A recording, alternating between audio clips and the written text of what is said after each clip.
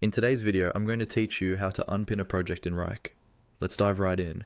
If you've been working in Wrike for a while, you've probably pinned a few projects, so they're always easy to access. Pinning keeps important work right at the top of your workspace. But over time, your list of pinned projects can get a little crowded. That's when it's helpful to quickly unpin the ones you don't need front and center anymore. First, make sure you're logged into your Wrike account and you're on the main workspace where you normally see your folders, projects, or spaces.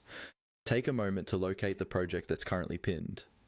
Pinned projects usually appear in a sidebar or a dedicated pin area, depending on how your Wrike layout is configured. Once you've found the project you want to unpin, look carefully for the small pin icon next to its name. This is the same icon you originally clicked to pin the project. It might look like a push pin that's filled in or highlighted when the project is pinned. To unpin the project, simply click on that pin icon beside the project. One single click is all it takes. After you click, the icon should change appearance, usually going from a filled or active state to an outline or inactive state. This visual change is your confirmation that the project is no longer pinned. Take a quick look at your pinned area or sidebar. You should see that the project has now been removed from the pinned section. The project itself isn't deleted, it's just no longer fixed at the top for quick access.